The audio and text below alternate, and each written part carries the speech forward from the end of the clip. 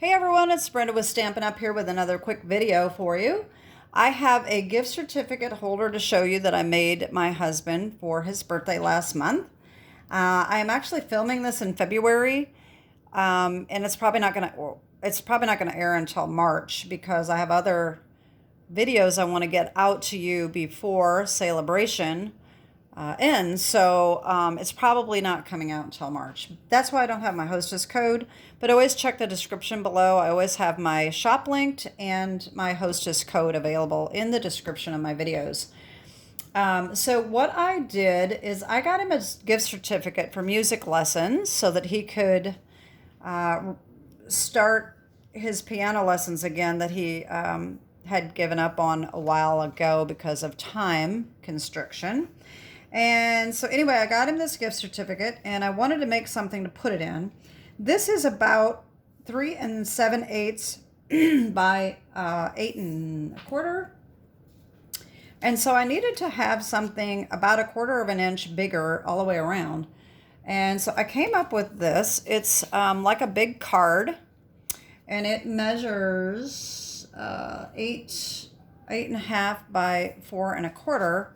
And you open it up and it has this little pocket in the bottom, and it fits right in there like so.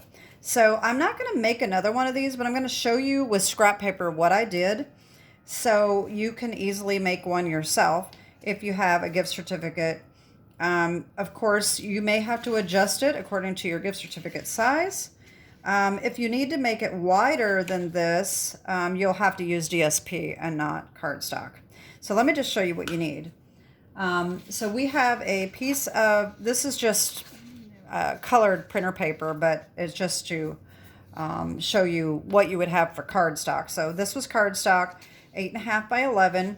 You're going to score on the 8.5 side at 4 1/4, and then you're going to turn it to the 11 side and score at 8.5. Okay.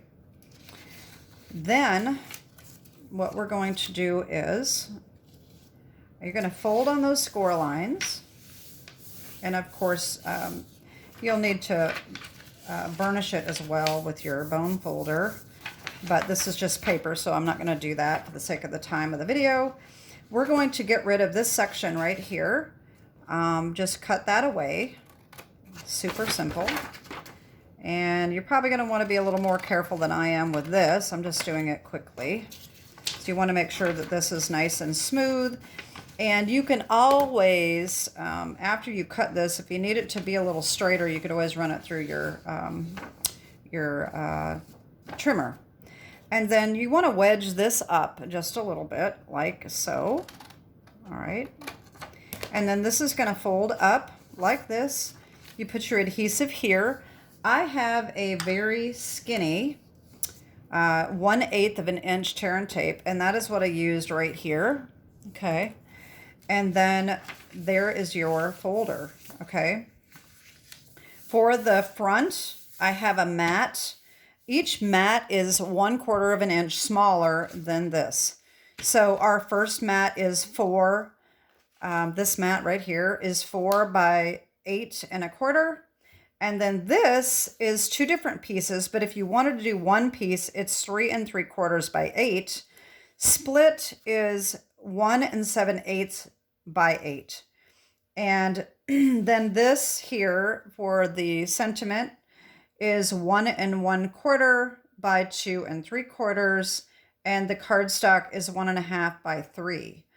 All right. And so this is very similar to a birthday card that I made a few months ago. So I will try to remember to put the link below for that card video so you can see how I did that. It's the same paper and the same technique for the happy being stamped. And so that is what I made. Now I also made an envelope for it to fit in. All right, so this was like this. Okay. The only problem I had with the envelope is my tear and tape did not stick because the envelope should have been a little bigger. This was a very, very tight squeeze. So when I put this in, this started popping apart. See, like that, it started coming apart. So the envelope really should be about 1/4 inch longer than this is. But what I did is I took a piece of, not cardstock, DSP 8 by 12, okay?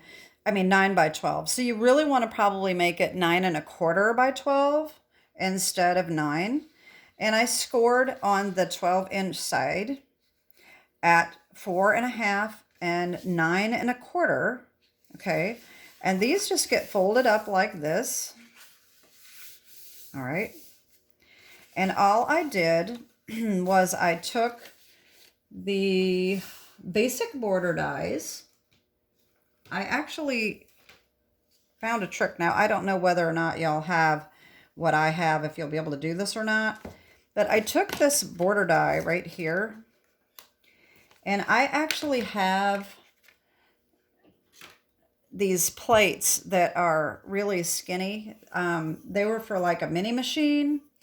Not really a mini machine, but they were longer and they were skinny. They used to come out with, Sizzix used to have these long die cuts that you needed a longer thing. And so anyway, I had these, and I'm looking for my ruler because I was going to show you how wide they are here.